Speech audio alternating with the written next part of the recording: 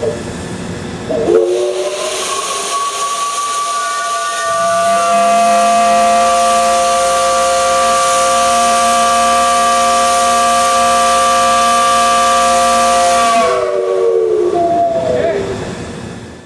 Tech fans, and welcome to a very special episode of the Steam Whistle. Boy, oh boy, I do not know where to begin with our guest today. 45 years ago, in 1981, Georgia Tech was coming off of its worst season in modern history with a 4-23 record. Since they had joined the ACC in 1979, they had gone 12-41 in 2 years. It was a far cry from what was the glory years of Wack Hyder, and everyone involved was frustrated. Athletic Director Homer Rice led a 42-day search process for a new coach. Many people were interviewed, the majority of which turned the job down, and eventually Tech settled on the guest that we have today, who was Bobby Cremins. All he did was lead Tech to 10 NCAA tournaments, win over 300 games, and take Tech to their first ever NCAA Final Four, as well as just so many memorable moments, wins, and memories for Tech fans and the Tech faithful everywhere. And he put Tech basketball on the map nationally. I am so excited for this interview, and I'm happy to have him on. Thank you for coming on, Coach Cremins. How are you today? Good, Daniel. I appreciate all those kind of words. Well, first I want to say, how's retirement treating you? How have you been? I'm doing all right. I'm getting older, obviously, and when you get older, you have some obstacles that you have to face health-wise. But I'm doing good. I'm hanging in there. My wife's also hanging in there. And, you know, we don't get out and do things like we used to, but we're still going. We're still moving. Well, that's great to hear. You know, you've been coaching, I think you first started coaching in the 70s. You had a great, well, I won't say like a superstar career, but you had a better playing career than the average person who plays basketball. I think you played professionally in Ecuador. Is that right? Yep. And then did you ever, when your playing days winded down, I want to say, early 70s, did you ever think that you would become a coach? Not really. It all started, I got invited as an AAU player. I had finished in South Carolina. It was about 2 years after I played. But I kept on playing in some tournaments. And it was an AAU tournament in Columbia, South Carolina. And I played in it. And this gentleman came up to me afterwards, and he was the head in charge of everything. He says that the AAU gets 2 automatic invitations to the Olympic trials, and we're going to offer you one. And I remember saying to him, "You mean the real Olympic trials for the Olympic team, United States Olympic team?" He started laughing. He said, "Yes."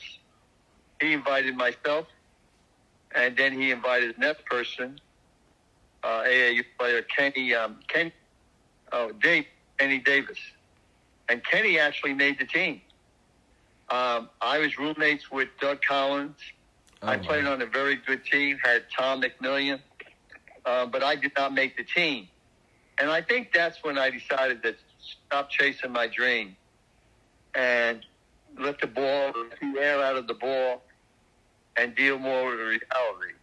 I could have played professionally overseas for the rest of my playing time. But I didn't want to leave the United States. And that's when the first time I started thinking about coaching and thinking that, you know, it might be in the works. A coach by the name of Jerry Conboy at Point Park College in Pittsburgh, Pennsylvania, he called me. I had met him at a basketball camp. He called me. He was looking for a freshman coach. And lo and behold, I accepted it. And I was a freshman coach at Point Park College under Jerry Conboy for 1 year. And my college coach, Frank McGuire, called me back to come help him at South Carolina. And I became a graduate assistant for Coach McGuire for 2 years. And then I was a full-time assistant the third year. What was Frank McGuire like? Because a lot of people found what you did later on recruiting-wise remarkable in that, you know, you're from the Bronx, and so you got a lot of people from New York to come down to the South. But really, from what I have noticed, that comes back to your college. It really goes back to your college coach, because he had what they called the Underground Railroad at North and South Carolina, where he would get people from New York like Lenny Losenbroof and you and other great players, Bobby Kearns, all those great players to come down there. Did he teach you anything when you were on his staff? Oh, yeah. Well, he's like the godfather. And we all treat him like that. We were scared of him. And, you know, he's so well known. He had such a great personality. He had a national championship ring from 1957, as you alluded to. And then he went to try the pros. And he went up and coached Will Chamberlain in Philadelphia. And Will scored 100 points that year. But he had a son who had Down syndrome, and he didn't like the pro life. And they were getting ready to move to California. And at that same time, he took maybe a year off. The South Carolina job opened up back in the ACC, back in the South. And he immediately took the job. He wanted to get back to college coaching. And he just did, you know, he got a blueprint of what he did in Chapel Hill. He called it the New York to Chapel Hill Express. And it became the New York to Columbia Express. And he had more New Yorkers than any coach I know. And they were some unbelievable superstar players. I played with one of the greatest ever, John Roach. Yep. I played 2 years with John. I played my sophomore year. I played with 4 seniors: Skip Harlicker, Jack Thompson, Gary Greger, and Frank Standard. 4 of them were basically all ACC players. And then, we went through a rough period because of Mike Rosso, who was another superstar, but he got declared ineligible by the ACC, and they put us on probation. And things got a little hairy at that point. And then it was a crucial recruiting period coming in. Assistant coach Donnie Walsh, he brought me and my roommate Corky Carnabell into his office and told us, you know, things are getting tough around here with Coach. Coach McGuire's wife was also dying of cancer, his first wife. And he said, if we don't get some good players, we might fold. He might leave. Fortunately, I grew up from the age 14 on with a kid by the name of Tommy Owens. And so Tommy and I became best friends when I moved from my neighborhood in the South Bronx to his neighborhood in the Upper Bronx. He was very tall, skinny. I could beat him one-on-one very easily, but I could see the future ahead of him. He was very smart. He played at LaSalle High School, and his teammate was John Roach. So we had a connection to get Owens and Roach, and that was the biggest step that happened in my coaching career. In my playing career, was helping Coach McGuire and Donnie Walsh helped them get Owens and Roach, and Roach became a superstar, one of the greatest players ever to play in the ACC, and Tommy Owens became probably one of the top 25, 30 players ever to play in the ACC. They both went on to play professionally, but more important, before that, they turned South Carolina's program all the way from the bottom to the top. My senior year, we were ranked number 1 in the country. And then after them came, of course, the Kevin Joyce, the Brian Winters, the Bobby Carvers, the Mike Dunleavys. I said Brian Winters. It just kept on coming and coming. And he was amazing when he went to New York. How he could pick up all these New York players. Well, you talk about from the bottom to the top, and so that's what McGuire did a great job rebuilding South Carolina and really putting them on the national map, if you would say. And then you're coaching under Frank McGuire, and then when did you first hear about the Appalachian State job? Because Appalachian State, I think, wasn't it Pete Maravich's dad who was their coach before you, and they had struggled for a little bit under him, and then you take over. Yeah.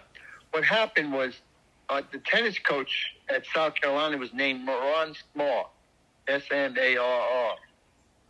And Ron had come from a smaller school and was doing a great job with South Carolina tennis. Ron had also played at Appalachian State. And his coach was the present AD at Appalachian State, Jim Jones. So Ron called Jim and said, look, Bobby's a great recruiter. This would be a great thing to get him an interview, be good for him, and so forth. And so Ron calls me and says, I got you an interview with Jim Jones at Appalachian State. I said, where is that? Where, what are you talking about? I did not even know they were Division I. But one thing led to another. A couple of coaches turned the job down. One accepted it and then turned it down a week later. And lo and behold, it came back to me. I was 27 years old. And I said, to become a head coach at 27 would really be a blessing. And so with Coach McGuire's blessing, I accepted the job in Boone, North Carolina. That must have been somewhat of a culture shock, because even though you're from the Bronx, I mean, you played in Columbia. You played in Columbia. In the Bronx, I mean, yeah, the Bronx would be cold, but I mean, it's not like Iceland or anything. I mean, it's summer's still somewhat warm, and then you go to Columbia, and that's southern climate, and I'm guessing Ecuador had to have been somewhat warm, and so now you're going to Boone, which is, I mean, that up in the Appalachian Mountains, as the title of the school suggests. That must have been somewhat of a change for you. Oh yeah, I didn't know it was the North Pole of the South. I had no idea of the weather. And this, of course, is pre-global warming. And that at first shocked me, how cold it was. But then as it got warmer towards the spring, and of course the summers, it was absolutely beautiful. Our son was born there. It was my first head coaching job. I did what Frank McGuire did. I went back to my roots. I went to New York. I was trying to recruit some North Carolina and South Carolina kids, but they weren't interested in going to the coldness of Boone. And we had not done very well. So I was stuck. So I went to New York, and a friend of mine in New York, Tom Kachowski, with the New York Scout. And he worked for Howie Garfinkel, considered one of the greatest scouts of all time. And I called Tommy, and I told him I need help. I flew up to New York. I told him I had 5 scholarships that I wanted to fill. And off we went, and we watched some postseason tournaments. And sure enough, we wound up signing 5 New York guys. You had a great, before they got there, Press Maravich had been let go, and I think App State went 3-23 the year before you took over, and then you slowly built them up, and your best year there was 78-79 when you won the Southern Conference. And that was a great year. And then you faced off against a guy who, lo and behold, you would have a lot of postseason meetings with, which we'll get into later. You met Dale Brown in LSU in the NCAA tournament. What was that year like? Your first debut in the postseason, and wasn't that? I believe that was App State's first ever tournament appearance. So that must have gotten some excitement on campus there.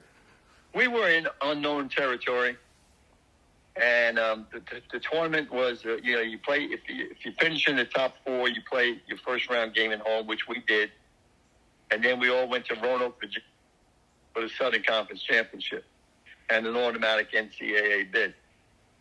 We won our first game fairly easily. And then we had to play Furman with Jonathan Moore, the best player in the conference at the time. I'm a little biased about that. I think I had one of the best. But these New Yorkers, Darryl Robinson, who is the only number retired in basketball at Appalachian State. Mel Hubbard became a great player. He was from Columbus High School in Bronx, New York. And these New Yorkers came through. We added a couple Southern kids, and all of a sudden we had a team. And we had a chance. We were actually winning the championship game by about 15 to 17 points. But then Furman came back strong. But Darryl Robinson took us to the end. He made some clutch free throws, handled the basketball, controlled the tempo. And lo and behold, we had our first NCAA bid. And we were like a little bit in shock. We weren't sure what to do with it. We didn't really know what was happening. We flew out to Bloomington, Indiana to play LSU. So I'm guessing you played in that Assembly winner Hall? would have to play Magic Johnson and Michigan State. And LSU beat us handily. They beat us by about 15. We were nervous. We couldn't get going. And, you know, it was just like first time doing something. You know, we were like fish out of a pond. That must have been, because, sorry, I interrupt you. That was in Assembly Hall, I'm guessing, which is Yes. one of the cathedrals of college basketball. Yeah, Coach Knight spoke to the team before the game, because Coach Knight and I had a relationship through clinics and Frank McGuire. And then after the game, Dale Brown spoke to the team. So it was very nice. It was a great experience. I wish we would have played LSU better. 2 years later, you know, the year after had a bit of a down year, but then 80-81, you'll go 20-9 at App State. And meanwhile, in Atlanta, Tech basketball, just for people my age who don't really have knowledge, I'm just going to lay down the big picture. Tech basketball history, you know, it goes a long way, but I really began it with Wack Hyder, and he had some good success in the 50s and 60s. Of course, he only made one NCAA tournament, but back then, I mean, you know this very well from your playing days at South Carolina, not many teams went to the NCAA tournament. And then, but then the 70s were a very up and down period. Tech made the NIT finals, but then Rich Youngkus goes pro, and Tech has some down years, and Wack Hyder steps down. And then Dwayne Morrison comes in, and he had a decent run when Tech was in the Metro Conference, but then Tech joins the ACC, and it was sort of like a tsunami hit them, because the ACC was the premier league in college basketball, and I mean, Tech was just arguably the worst program in Division I by the end of 1981. So when and how did you hear about the Tech job, and what made you accept it? Okay, well, the year before, what would that be, 1980? 79-80, yep. 79-80. There were two ACC jobs open. Duke opened up, and I called to see if I could get a interview there. And they told me they're going to hire Mike Krzyzewski, who had a losing record at Army. And I told him, I said, that could be a big mistake. And then the NC State job opened up. I called down there too, but he said, I already got a New Yorker. And I said, who's that? He said, Jimmy Valvano. And I said, well, at least he has a winning record at Iona. So I missed out on those two opportunities. And next year, the Georgia Tech job opened up. And as I coached at Appalachian, after we won the Southern Conference Championship, I started thinking about coaching at a higher level. And then I started thinking about coaching in the ACC and try and get redemption for the ACC tournament that I lost as a player, try and get it as a coach. The great John Roach was injured in the semifinals of the ACC tournament, and that taken that an hour and a half story. But as you again alluded to, only one team could go to the NCAA tournament. We were 25-2. We were 14-0 in the ACC, but we lost in double overtime to NC State in the championship game. And guess where the first round of the NCAA was? Oh, wasn't this? Oh, I think I've heard this story. Wasn't this the first round? You tell me. You know this better than I do. Yeah, the ACC winner gets a first round bye and goes right away to the I guess you'd call it the 16. Sweet 16, yep. Yeah, and then you go from there. And the games were all set up. Frank McGuire had the games all set up, Daniel, in Columbia, South Carolina. So you would have had a home game. We'd have had two home games. We'd have to win two home games on our home court, and we were in the Final Four.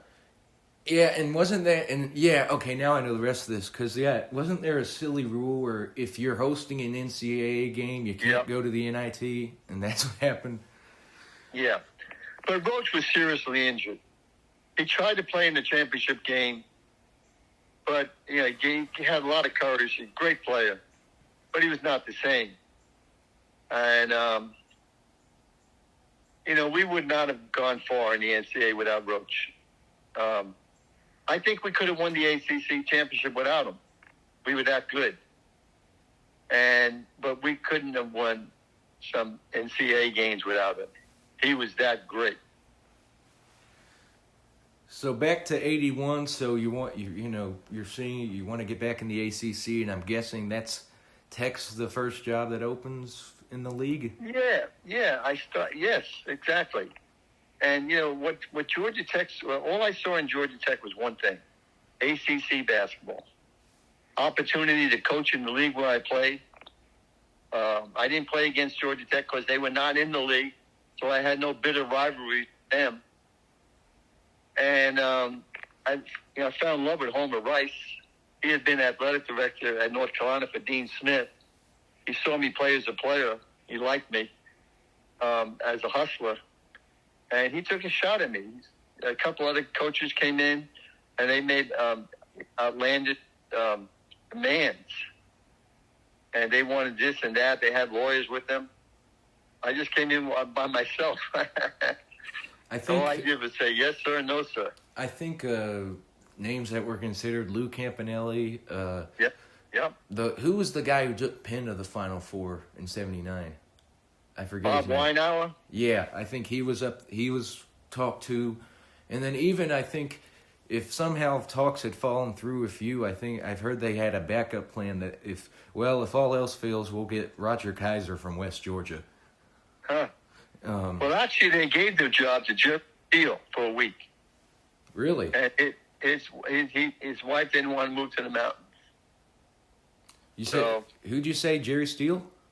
Jerry Steele. Oh, well, it's funny you say that because I go to High Point. Coach for the Carolina Cougars. I go to High Point. I know good and well who he is. Yeah, or he was. Maybe late Jerry Steele. He's arguably, and I'd say he's still probably the best. You could say the best all-time coach High Point has had. We'll see. We'll see right now because right now High Point's really, really punching above their weight lately. Yeah. So we'll see how Flynn Clayman pans out and if he'll stay there a while. I'm just happy no one poached him yet. But that's interesting. That would have been interesting to see if that had panned out if he had stayed. So you get the job. One of the funny things when I was doing research for this, I looked at an old newspaper clipping, and when it says they've announced that you've taken the job, and one of the headlines underneath it was an opinion piece, and it says 42-day search process is damaging for prestige. But I want to talk about your first team, because we'll get into all the winning later in this, but that's a fascinating how you put that roster together. Your first real star was Brooks Deppe. I've heard that he was actually thinking about transferring, and did you have to convince him to stay? Well, I met with the team, and I had heard a lot about Brooks Deppe, and I definitely wanted him to stay. Now, he probably did consider, but we had a good talk, and he decided to stay. And I'm glad he did because he had a great year for me when we were, really trying to just get one or two ACC wins. That's it. And I think we got three or four. You got three. I think you swept Maryland, and then you beat Duke, I think, was the third. Yes, that's right. So we got three ACC wins, but we would never gotten them without Brooks Deppe. He was a holdover from Dwayne Morrison. I think he was hurt, and he was either hurt or academically ineligible. But he missed a good chunk of the 81 year, the year before you took over. And then who else was on that team? I think Lee Goza was center, right? Right, Lee Goza was center. George Thomas was another outstanding guard. Maurice Bradford. And then we had a few recruits. We had Maurice Bradford, the late Maurice Bradford. He passed away. He was a junior college kid. Anthony Bird was also a junior college kid. Anthony's from Raleigh, North Carolina. And then we got another junior college kid, Maurice Bradford. And we thought maybe these junior college kids could help us at least compete. They all wanted to come because it was in the ACC. And so we just had to suck it up the first year. Most of the recruiting was already done. And then we got these three players I mentioned late, very late. And then we decided, we're going to fight through the first year, but we got to have a great first true recruiting class the following year. That first year, that team. I mean, Steppe became the star, and he became Tech's real first round draft pick in a while. But they weren't really a high scoring team that you were known to churn out later on. A lot of the games Tech would score in the 40s and 50s. That was done on purpose. Yeah. We just couldn't play with these guys unless we held the ball. Yeah, it wasn't. I'm sure you weren't. I'm sure you weren't as. I say as bad. Not that it's a bad thing. I mean, it was a smart tactic. I'm sure it wasn't as bad as Dean Smith four corners, but you did what you had to do. Yeah, I mean, we just had our shot selection was so vital, and if we couldn't get in the running games, we would run a little bit, but it was a ball-controlled offense. It was, that's what I felt like that was our best chance to win a game.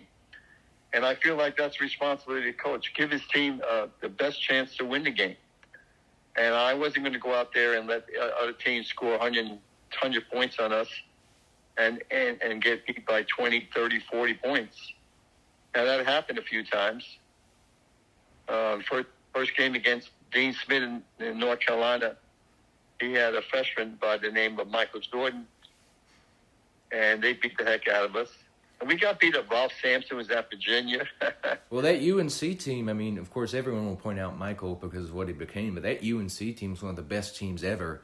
I mean, they went 34-2 or whatever it was, and they had James Worthy and Sam Perkins and Matt Doherty and all those guys. And so that was they were far and away the best team in the country that year, and they proved it. They won the whole thing. What was it like, stepping into the league in terms of your peers? Because that was there were only 8 teams in the league. Tech, I won't say replaced because it was a 7 or 8 year gap where the ACC operated as 7 teams, but Tech, South Carolina left in, I think, around 71, I believe, and then Tech came, 10 years later, not 10 years later, I think it was 78, 79, they add Tech into the league to put it back at an even 8. And so I assume Dean Smith is, you called Frank McGuire the Godfather. I'm guessing Dean Smith's the head of the table, if you would say, of the league back then. Oh, absolutely. Absolutely. And see, we had Dean Smith and I did not know each other, but we had a big common denominator by the name of Frank McGuire. I played for Frank McGuire. Frank McGuire hired him in North Carolina to be his assistant and then took over for him when he left. So he was very loyal to Frank McGuire. We both loved Frank McGuire. We both loyal to him. And so, Dean Smith was the man. He had turned it all around after the tough first year. And he was setting the bar. Coach McGuire, he broke the bar in the ACC when he won that 57 championship, national championship. And Dean Smith, he set the bar. He just went on a rampage of winning. And the best games were, Virginia had Ralph Sampson. Don't forget that. Yeah. Jimmy Valvano had a good team, leftover team from Norm Sloan. And Jimmy had something going. Carl Tacey was at Wake Forest. People Bill forget about Foster him. At Clemson. People forget about Carl Tacey. The two main guys that year were North Carolina and Ralph Sampson at Virginia. And, Terry Holland, who recently passed away, was at Virginia. Absolutely. You got to include Terry Holland. And then there was Was it Bill Bill Foster at there were two Bill Fosters for a time, but I think, Krzyzewski was there. The other one had left Duke by the time you had gotten into the league, but there was Bill Foster at Clemson, and he had taken Clemson to their first tournament, and I think took them to the Elite Eight in '80. Yeah. And then who else he is took there? the South Carolina job. He left Duke for South Carolina. Yeah, the other one did. Yep. And then the one at Clemson would later leave to go to Miami, because Miami, I think, had dropped their program, and he left to go to Miami to start their program back up. Yeah. So that's very good coach. Bill was excellent. So your first year, there was improvement. You won 10 games, which isn't great, but considering how dire the situation had been, I think that was an ideal step in the right direction. You had mentioned that you had to have a good first recruiting cycle, and I think you had more than that. I mean, I'd say the two most instrumental recruits that you had in terms of the rebuild were obviously Sally and Price. Sally, as you alluded, as we talked earlier, that was a New Yorker, and you had developed your relationship with scouts at App State, and so that was a more conventional guy for you to get, but. Here's a kid in Mark Price who is from Enid, Oklahoma, who I still cannot locate where that is on a map. How on earth did you get him? Well, I got to give all the credit to my assistant coach, George Belton. George is a scout for the Spurs these days. But George Belton was a relentless recruiter. And on the last day of evaluation, before we could then he couldn't recruit during the summer, George Felton was really tired. I told him to go home and get some rest. But he went to one more AAU tournament in Jacksonville, Florida. And that's where he saw Mark Price. And he heard Mark wanted to play in the ACC. Well, first choice would be North Carolina. But George went all out on Mark. And I didn't think. I first said to him, I said, "You got a little white kid from Enid, Oklahoma, and you expect me to go there?" I said, "I've never been to Oklahoma in my life." He said, "You're going to go now." So what George did, we put the full court press. And Ben Job was my other assistant. He's passed away. Great African American coach. And I sent him before I went. I said, "I'm going to send Ben Job, George." And I bet you he tells me he's not good enough. Ben Job came back. He said, "Bobby, I don't know why you're recruiting him." And I jumped up and I got mad at George. And I said, I told you. You're wasting all this time on this kid. And then Ben Job stopped me. And he said, "Bobby, I think he's too good for us." And George went right back at me hard. So I had nothing to say, and I had to get my butt to Enid, Oklahoma. And when I did, I saw what George saw. I saw that he could be a leader, a point guard, wonderful person, very devout, great family, good student. He was a total package, and he could play. Yeah. His father was a basketball coach. Oklahoma. It's always good when the dad's a coach. In Oklahoma one time. But Oklahoma bypassed him when they hired John McLeod to go to. John McLeod was there, and he left to go pro, and they did not hire Denny Price as the assistant. He should have been the head coach of Oklahoma. So Oklahoma was out because they didn't give Mark's dad the opportunity he deserves. So that really helped a lot. And again, we put, sometimes, say never put your eggs in one basket. But we put about 99 of our eggs in one basket.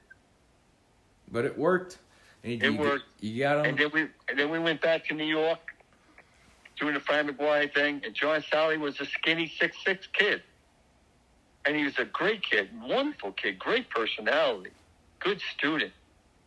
And he can move. He had talent, and he had brains. He was one of the smartest players I had ever coached. And he came, and then he grew more, gained more weight, and he became an outstanding player by his junior year. I think the two most effective or important positions in basketball, at least in my opinion, first is a point guard. I think everyone agrees that's the most important position. And then second is center. If you have a good point guard and you have a good center, that gives you a team to build around. And you got those two. And so then the second year, you improve a little more. You still had a losing record, but you went 13-15. I believe to this day you were named ACC Coach of the Year. I think you're the last and maybe only ACC Coach of the Year who was awarded that honor to have a losing record in the season in which he was awarded it. But that shows how much respect you were getting for the rebuilding job that you had done. The coaches were great. They couldn't believe it. They come and they say, "Bobby, you done it." They'd always say, "Bobby, I don't know how you did it, but you got this place rocking and rolling." Great. Coach K was great. Jimmy was great. All of them. I didn't get along with every coach. Lefty was tough. Terry was tough. Because they just wanted to beat the heck out of us, and they did for a while. But it was great that we didn't get embarrassed too often, and you could see the true recruiting. We knew Sally was not a true center. And we found a phone call from a junior college coach, Bill Allheim in Miami-Dade Junior College. He called me one day and he said that he got a 6'10" kid because he wants to be an engineer. And I couldn't believe it, but George and I flew down there the next day. And he was powerful, big, strong, agile. I took him on the spot. And then, of course, we added Bruce Dalrymple a year later, and that was the key recruit. That was our first McDonald's All-American recruit. Yeah. I'm guessing the 6'10" kid you're referring to is the Haitian sensation himself, Yvonne Joseph. Correct. And that must, there were not many international stars. I mean, you had Akeem Olajuwon and a couple others, but there were not that many. It was not like what it is today. Of course, basketball's grown so much thanks to David Stern and just the growth of the game. But I believe he had to have been at least the first somewhat international star that Tech had ever had. Oh, yeah. He was a tremendous human being. Yeah, we redshirted him his first year. He got injured, and that helped him a lot because, as I told you, he was an engineering student. And then that extra year gave him some more time to develop, and it worked out great. So then your third year, I would say that was the turning point in terms of the rebuilding process. Even though they didn't make the NCAA tournament, and honestly, it was the year before they made the field to 64, and had it been that way that year, they probably would have gotten in. But they went 18-11, finished fifth in the ACC, made the NIT, and that was the year where the nickname the Thriller Dome really started to stick. I think you beat a top 10 Wake Forest team. What a lot of people call the best game ever played at the Thriller Dome was the 3 overtime win over Virginia. Price really came into his own. That must have been an exciting year. That year. And you could just tell. And we had everybody back, plus new recruits. So, that was really exciting time. But, we had to keep. Then Job left and became a head coach. Perry Clark took over for him. George Felton would eventually lead to South Carolina. And my former assistant at Appalachian, Kevin Cantwell, would take over for him. But I had some great assistants. And, we worked hard. And we really got after it. So you finished fifth in the league that year, and lost in the quarterfinals to Duke. Coach K was turning it around as well around that time. But you made the NIT, and that was better than nothing. That was Tech's first postseason appearance in around, I think, over a decade. But that laid the groundwork for really the next 2 years where the breakout happened, 85 and 86. Of course, you said that you came to Tech because you wanted to get redemption for losing the ACC. And then in 85, everything came together and you won not only the regular season title but the tournament title as well. And you won the tournament title, I won't say on your home court. Of course, you played Georgia every year there, and you played one or two ACC games. Normally it was UNC there, but you won it in the Omni in front of a partisan crowd. That must have been very meaningful and exciting for you. Well, we had to play North Carolina again, and we had beaten them twice during the season. And everybody said, "There's no way you're going to beat them the third time." And sure enough, we didn't win the game until the very end.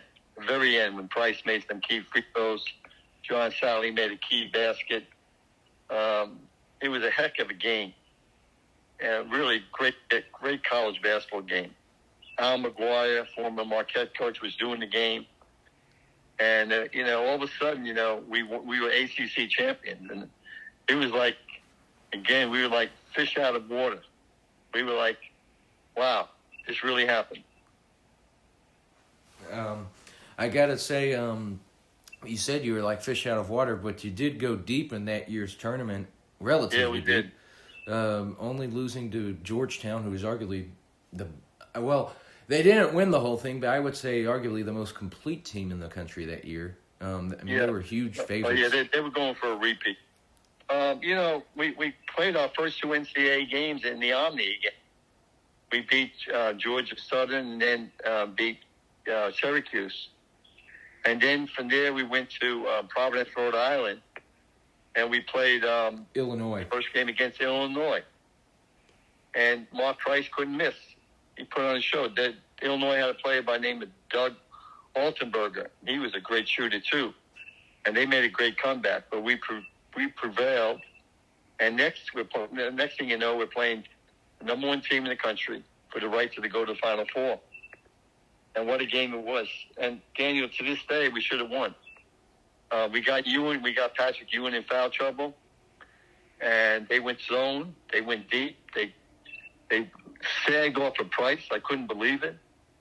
So I told Price, keep shooting.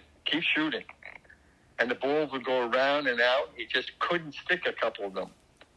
And afterwards, he felt so bad because that was the crucial time of the game where we could have taken over. And it just didn't work out. But what a year that was to be able to do that. And the exposure and everything was something. And that the momentum carried over into the next year, 85, 86. You get Tom Hammonds, who very underrated. Well, not in college necessarily. I mean, his number is retired at Tech, but when I mean underrated, he's one that I feel people should talk about more just in terms of impact. He was powerful. He had power. Very good dunker. Great presence to have in the post.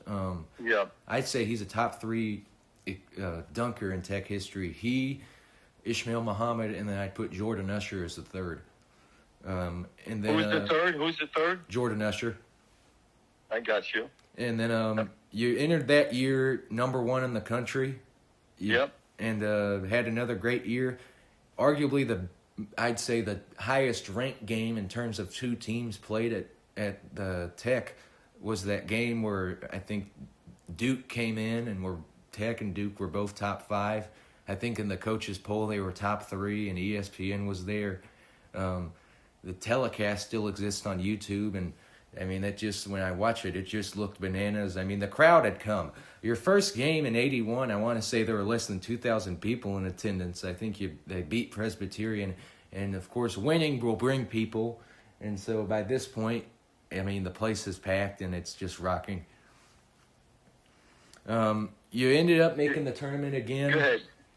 You made the tournament again. And we went to what do you call Baton Rouge for the first 2 rounds.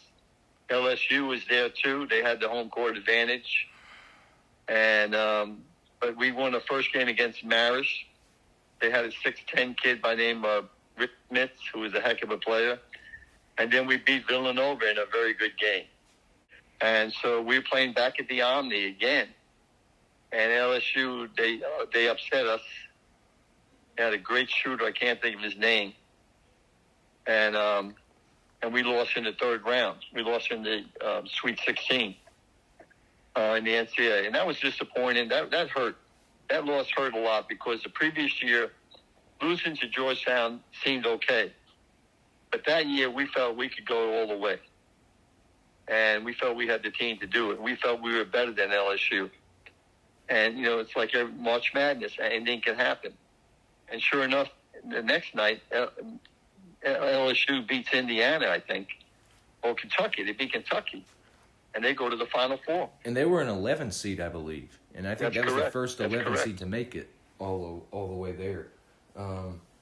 Dale Brown, you had, we already talked about the App State one, and we're going to talk about the 91 later. But you, it's funny, I think you've had 3 or 4 postseason meetings against him. I think you had him the next year, too, in 87. That's correct. They had our number. They kept having our number. And when they showed up again the following year, we had to play them we played them in the second game in Knoxville, second round. And that turned out, that was a championship game. Well, that was 90, and let's get to that. So you had more good years. 87 you lost in the first round. 88 you had a great year. You won 22 games. That was really you had Dennis Scott in now, and Tom Hammonds is there, and he's breaking out onto his own. But you lost to Richmond, I think. That must have been tough. Richmond, coached by Dick Tarrant, outstanding coach. He created a monster of Richmond. But that didn't bother me. We lost them in the NCAA tournament, you're saying, right? Yeah. Yes, that bothered me a lot. Because we won the first round.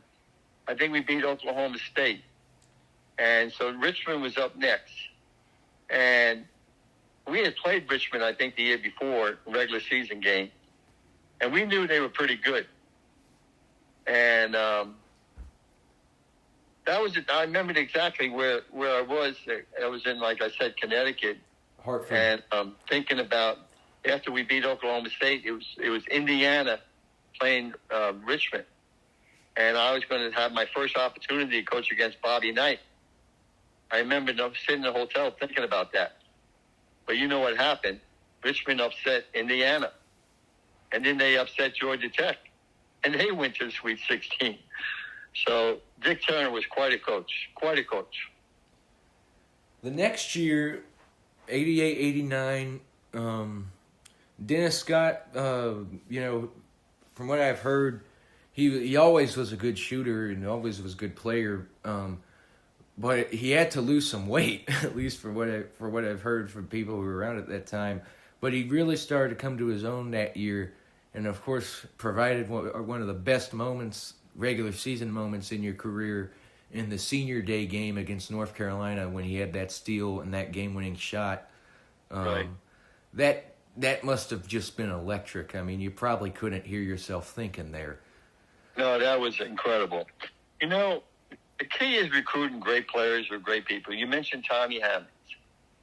And Tommy he was like Mark Rice. He was a total package, just an outstanding young man that could play basketball. And when you get players like Mark Price, John Sally, Tommy Hammonds, things happen. Bruce Dalrymple, good things happen. And that's why recruiting was so important to me. If you lose players like that in recruiting, and now you got to go take a step down, that's when you start getting in trouble, unless you get lucky. So, Dennis Scott, Terry Clark was my assistant at the time, and just like George Felton, he put the full court press on Dennis Scott. He went to DeMatha High School, so he knew the area very well, and he went all out. It was a George Felton redo on Mark Price, and Perry got him. I came in at the end. It was all there. And Perry said, I'm going to go. Coach Clark did a great job. I want to go to Georgia Tech. And that was he was the number one player in the country. So it's great when you get players like that. I'd heard that you were close to getting Reggie Williams, too. Yeah, we were close to getting Reggie Williams. And of course, I knew at the end John Thompson was going to get him, but we took a shot at him. It got interesting for a while. So you have Dennis, Brian Oliver's local kid. You have him, and then you used your New York your New York connections to land Kenny Anderson. Kenny, yep. I would say, is just, you watch his highlight tape. He was just exciting to watch. He was something. You mentioned Brian Oliver. He was another one of those, total package right there in our backyard. He was going to sign late. And then he called me one day and he said, Coach, I'm going to sign. He's going to sign early. No, I'm getting you right. He was going to sign late. And he called me one day and said, Coach, I changed my mind. I'm going to sign early. I thought he was telling me he was going somewhere else, so I got all upset at him. I said, Brian, you told me you were going to sign late. What are you doing? What happened? He said, Coach, well, I decided, I know where I want to go, and I didn't want to have all this recruiting problems during the high school season. So I decided I want to go to Georgia Tech. And I said, oh, that's a great idea, Brian. So we got Brian, and then Kenny. Kenny was, we knew we needed a point guard. And that all came down to Kevin Cantwell, my assistant, did a fabulous job there. And my relationship with Kenny Anderson's high school coach, Jack Curran. Jack Curran played for Fran McGuire at St. John's. Jack Curran went to high school at All Hallows High School in the Bronx, where I went to high school. Jack Curran, as I say, he played at St. John's, baseball and basketball for Fran McGuire. So we had an instant connection. And I had gotten to know Jack Curran very well. Of course, one of the greatest high school coaches of all time at Malloy High School. And great friend of Fran McGuire. So that fit in right. We worked Kenny Anderson for 4 years. We knew about him as a freshman because I spoke at Coach Curran's camp. And we were just relentless. And at the end, it just came together. And that's where he wanted to go. So that sets up... And like Dennis Scott, he was the number one player in the country. Mm-hmm. So that sets up what people, normally what people associate with your entire tenure. That sets up the 1990 season.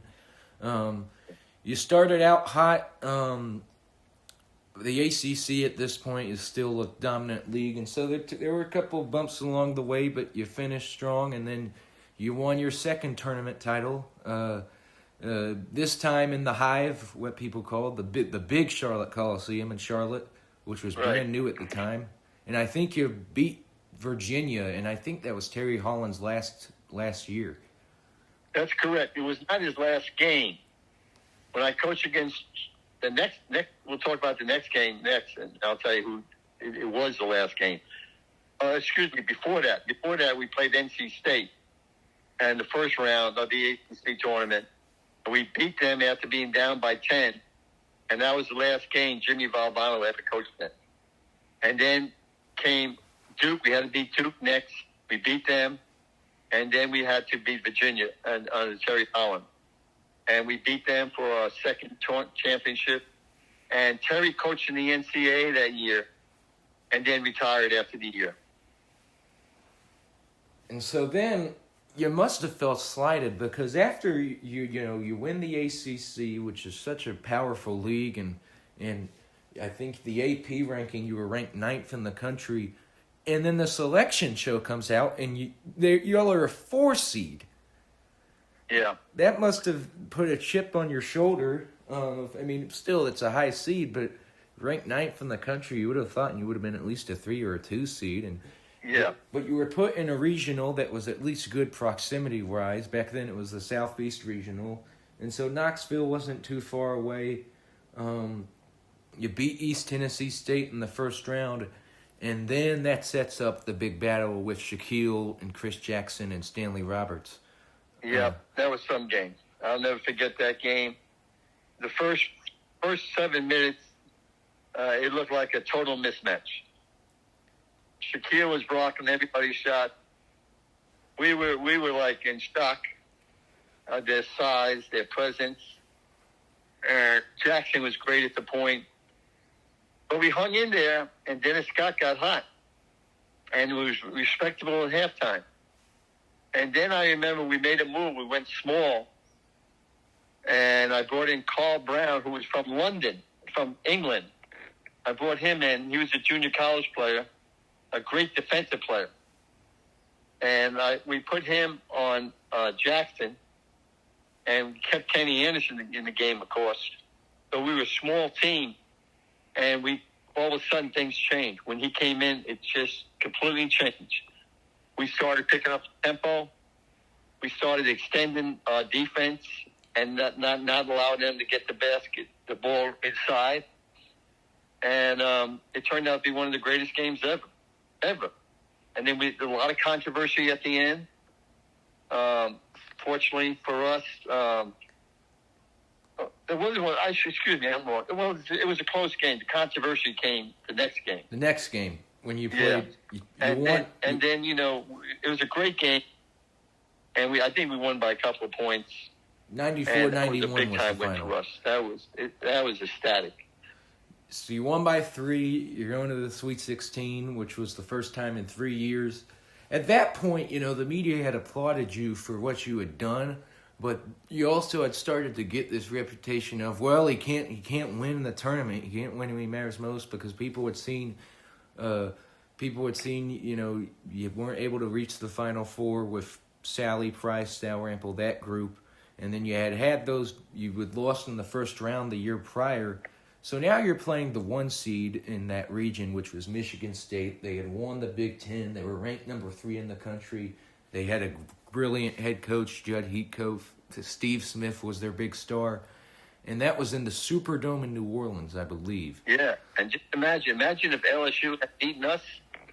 Could you imagine the crowd they would have had there? Yeah, that would have been basically a home game for them.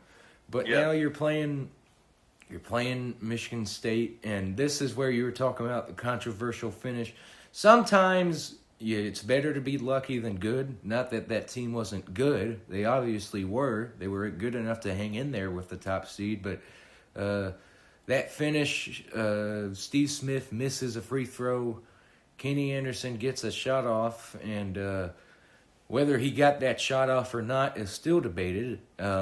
Had replay been in effect, I don't know if Tech even sends that to overtime. What's funny, though, is that the commentators, when you rewatch that, they weren't even concerned if he got it off or not. The debate that was happening was it a 2 or was it a 3? Because the celebration at first, y'all were celebrating like you had won the game because his toe was on the line.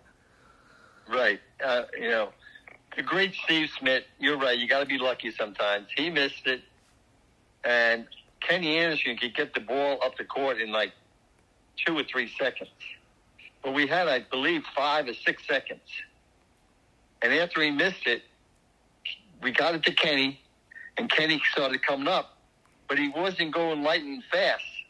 He was going a little slower. And then I thought he was going to release the ball at one point, but he didn't. Took another dribble, and he finally released it. And the shot goes in, and we just go crazy. Everybody goes crazy. I noticed that Judd Heathcote's running down the court. The shot's no good. It was after the clock. And that didn't bother me because, he couldn't have control over anything that happened there after that. But I saw the officials get together. And they were in a huddle. And I said, uh-oh. So they came over to me and they said, Bobby, we got a problem. The 3-pointer is good. It's fine.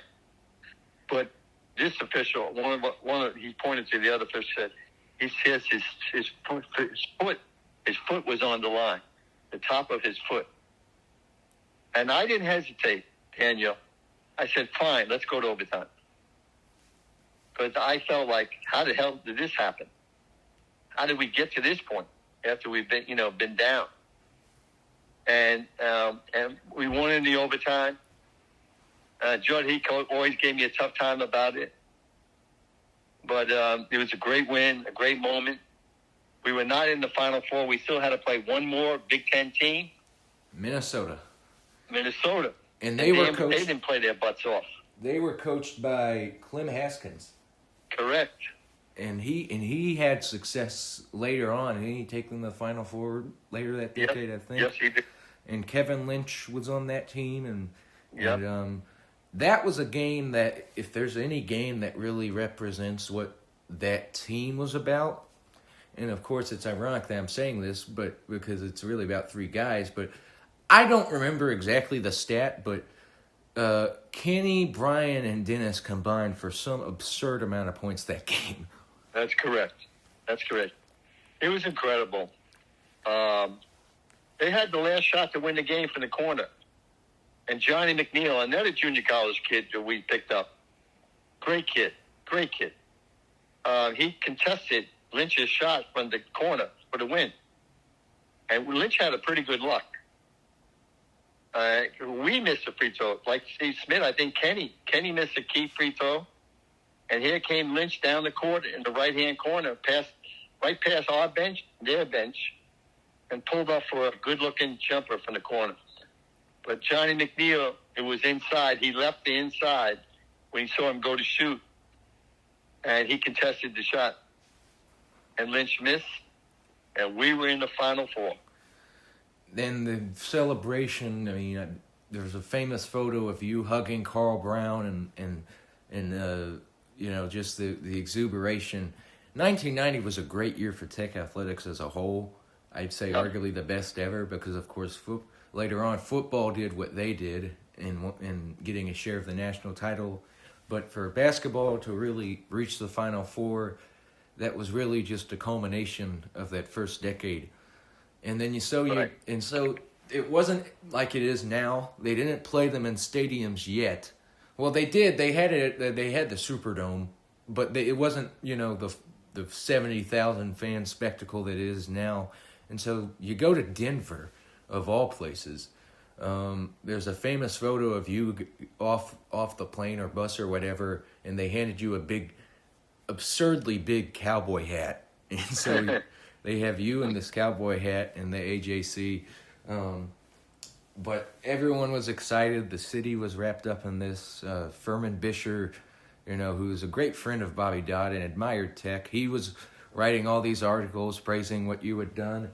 And so now you have to play what I would say is the favorite from everyone to win the title at that point. Once it was down to 4, everyone's like, well, UNLV looks better than everybody else, and they were quite a team. And Tartanian was their coach, and he had really, he had been there, 15, 20 years, and that was quite a team. But y'all had hung in there that game. We sure did, and we got off to a great start.